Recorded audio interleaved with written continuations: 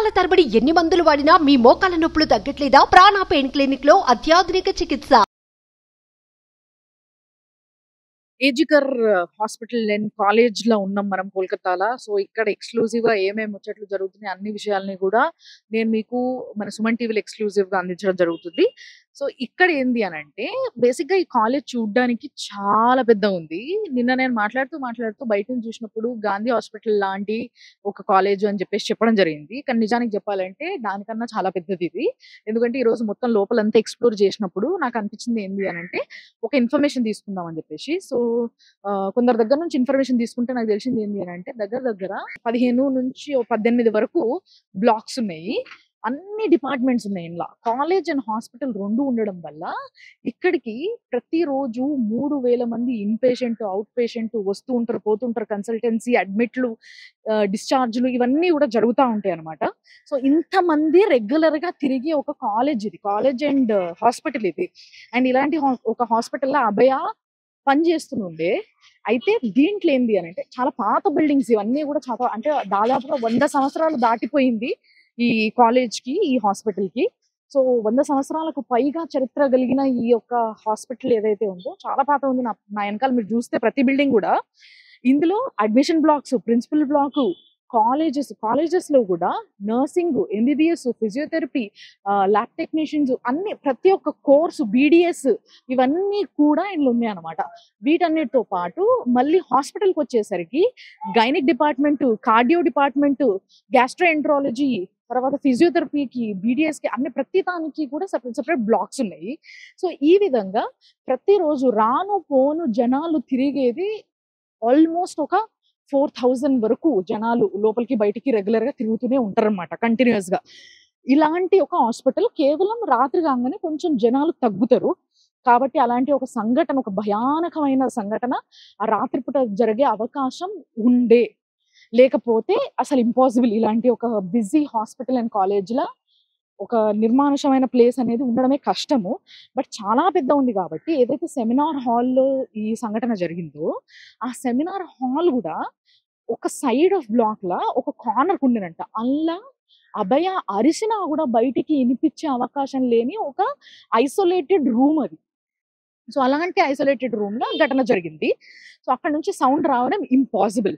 So, ఇక్కడ బాగా తెలుసుకోవాల్సిన విషయం ఏంది అండ్ నేను కనుక్కున్న విషయం ఏంది అనంటే ఇది సంజయ్ రాయ్‌కి అక్కడ ఆ అమ్మాయి పడుకోనుంది.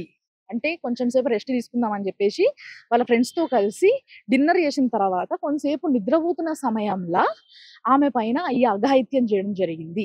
ఈ అఘాయిత్యం జరగడానికన్నా ఒక హాఫ్ అన్ అవర్ ముందే అభయ అక్కడ పడుకోనుంది అన్న ఇన్ఫర్మేషను ఫోన్ కాల్ ద్వారా సంజయ్ రాయ్‌కి ఎళ్ళింది.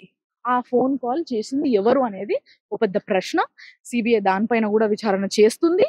అండ్ ఇంకొకటి ఏంది అనంటే ఈ కాలేజ్‌లో దాదాపుగా స్టూడెంట్సే కొన్ని వేల మందున్నారు. సో, వాళ్ళందరూ కూడా ప్రొటెస్ట్ చేస్తున్నారు. మాకు సేఫ్టీ లేకపోతే మేమిక్కడ డ్యూటీ చేయడానికి ఇష్టపడట్లేదు అని. బట్ ఫిర్ బీ ఇంతమంది పేషెంట్స్‌ని కాపాడుతున్న ఒక హాస్పిటల్ కాబట్టి ఇది. ఇక్కడ ఏంది అనంటే ఎవరైతే సీనియర్ డాక్టర్స్ ఉంటారో వాళ్ళందరూ కూడా వర్క్ చేయడం జరుగుతుంది. But duty doctors, trainee doctors, interns ఎవరైతే ఉంటారో వీళ్ళందరూ కూడా ప్రొటెస్ట్‌లో కూర్చుంటున్నారు. ప్రస్తుతానికి ఇంకా పని చేస్తలేరు వాళ్ళు. సో, వాళ్ళందరూ కూడా పని ఆపేసి ప్రొటెస్ట్‌లోనే ఉంటున్నారు. సో, వాళ్ళందరూ అడుగుతున్న డిమాండ్ ఏంది అనంటే దీంట్లో ఎవరెవరు ఇన్వాల్వ్డ్ ఉన్నారో వాళ్ళ పేర్లు బయటికి రావాలి. జస్టిస్ జరగాలి. సో, ప్రతి ఒక్కరి పేరు బయటికొచ్చి కరెక్ట్ జస్టిస్ అభయకి జరిగినప్పుడే మేము వర్క్ స్టార్ట్ చేస్తామని చెప్పేసి చెప్తున్నారన్నమాట. సో, ఇది కాలేజ్ యొక్క డీటెయిల్స్. ఒకసారి కాలేజ్ మీరు చూసి రండి.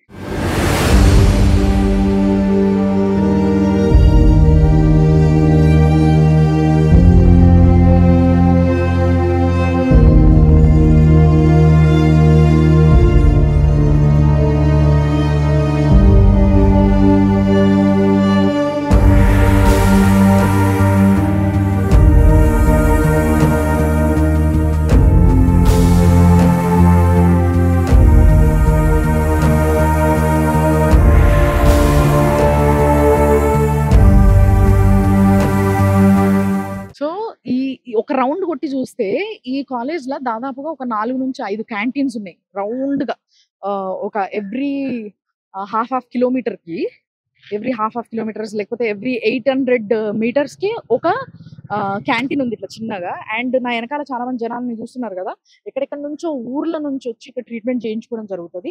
సో వాళ్ళందరికీ కూడా అకామిడేషన్ దొరకడం కష్టం. చాలా మంది పేదోళ్ళు ఉంటారు.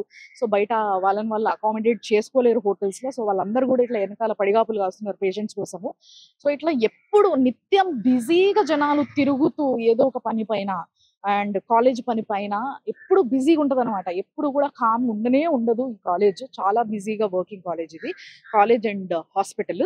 సో ప్రతి డిపార్ట్మెంట్ మీరు చూసినట్టయితే అంటే ఎవ్రీ డిపార్ట్మెంట్ కి సెపరేట్ బిల్డింగ్ ఉందన్నమాట.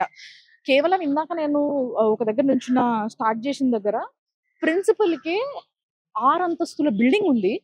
6 నుంచి 7 అంతస్తుల బిల్డింగ్ కేవలం ప్రిన్సిపల్ అడ్మిషన్ ఈ బ్లాక్ మాత్రమే చాలా పెద్ద ఉంది. అక్కడ నుంచి బిల్డింగ్ ఒక పెద్ద బ్లాక్ అండ్ గైనిక్ ఒక పెద్ద బ్లాక్, ఇట్లా ప్రతి దానికి ప్రతి సెక్షన్ కి ఒక పెద్ద పెద్ద బ్లాక్స్, ప్రతిదీ కూడా 5 ఫ్లోర్స్ అబౌవ్ 5 ఫ్లోర్స్ ఉన్న బిల్డింగ్స్ ఉన్నాయి ఇక్కడ.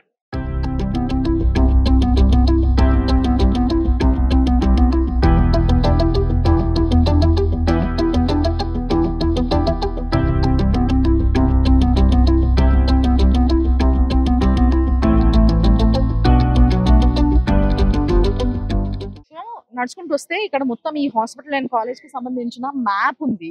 మొత్తం రూట్ మ్యాప్ అంతా కూడా ఇక్కడ ఉంది. అది అందాజకి చూస్తేనే ఈజీగా ఒక 5 ఎకరాల ల్యాండ్ కన్నా కొంచెం ఎక్కువనే ఉన్నట్టు కనిపిస్తుంది అందాజకి.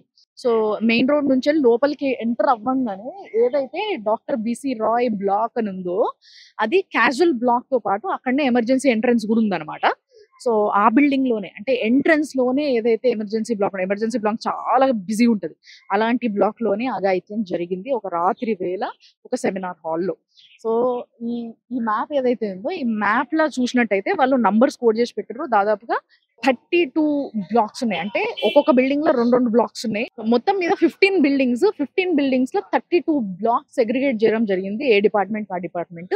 ఇన్ని departments law you don't believe, ఇన్ని డిపార్ట్మెంట్స్ లా నిన్న నైట్ నేను చూసినప్పుడు పోలీసు వాళ్ళందరూ షిఫ్ట్లు మారుతున్నప్పుడు దాదాపుగా 250 మంది పోలీసులు ఇక్కడ బందోబస్తుగా వస్తున్నారు. ఎస్, మొత్తం అంతటా కూడా లోపలంతా ఉన్న వాళ్ళు ఎవరైతే బందోబస్తుకి వచ్చిన పోలీసులు ఉన్నారో, పోలీసులు, మిలిటరీ వాళ్ళు, డిజాస్టర్ మేనేజ్మెంట్ వాళ్ళు, వీళ్ళందరూ ఉంటారు కదా జనరల్ గా. సో ఈ గ్రూప్ అంతా కలిపి ఒక 250 మంది కేవలం ఈ చుట్టుపక్కల, ఇప్పుడు నేను నిలబడ్డ ఈ చుట్టుపక్కల ఈ 5 ఎకరాల విస్తీర్ణంలోనే ఉన్నారు. ఏషియాలోనే మొట్టమొదటి పెద్ద కాలేజ్ ఏజీకర్ మెడికల్ కాలేజ్ అండ్ హాస్పిటల్ ఇది. ఇంత పెద్ద కాలేజ్, ఇంత పురాతనమైన కాలేజ్, ఇంత హిస్టరీని గాంచిన కాలేజ్, ఇంతమంది పేషెంట్స్ కి ట్రీట్మెంట్ చేసి బతికించిన కాలేజ్ల పరిస్థితి, వ్యవస్థ ఎట్లా నడిపిస్తున్నారు, ఎట్లుంది అనే విషయం ఆలోచిస్తే ఒక ఆడపిల్లకి సేఫ్టీ లేని ఒక కాలేజ్ గా ఈరోజు పేరు పోయిన ఈ కాలేజ్ గురించి ఎవరైనా ఆడోళ్ళు ఆలోచిస్తే లోపలికి అడుగు పెట్టాలంటే ఎంత వణుకు పుడుతుండొచ్చు ఒకసారి ఆలోచించండి. ప్రశ్నించాల్సింది ఇదే. ఈ ప్రశ్నే చాలా గట్టిగా అందరు లేవనెత్తాలి. రేపటి రోజు భారతదేశంలో ఇలాంటి ఎటువంటి సంఘటనలు ఏ మూలకి కూడా జరగొద్దు అని అంటే ఎంతో బందోబస్తుగా మన గవర్నమెంట్లు పనిచేయాలి. దీని గురించి ద్రౌపది ముర్ము గారు ఈ రోజు ఒక లేఖను పంపడం జరిగింది మీడియాకి కానీ మొత్తం అందరికి కూడా. ఏమనంటే ఎనఫ్ ఇస్ ఎనఫ్ అని, అంటే ఇప్పుడు వరకు భరించింది చాలు, పడ్డం ఇట్స్ మోర్ దెన్ ఎనఫ్. ఇప్పటి నుంచి చట్టాలు టైట్ చేయాలి, ఇలాంటి అరాచకాలు జరగకుండా చూడాలి అని చెప్పి పంపినరు. మరి ఎంతవరకు ఇది కార్యాచరణలో పెడతారు, ఎలాంటి చట్టాలని తీసుకొస్తారు విమెన్ సేఫ్టీ కోసం అనేది మాత్రం ఇంకా వేచి చూడాల్సిన విషయంగానే ఉంది. సో ఇలాంటి ఇంకా ఎన్నో అప్డేట్స్ నేను ఇస్తూనే ఉంటా సుమన్ టీవీలో ఎక్స్క్లూజివ్ గా కోల్కతా నుంచి. ఏజికర్, నేను మీ రామ్లమన్, చూస్తూనే ఉంటాను.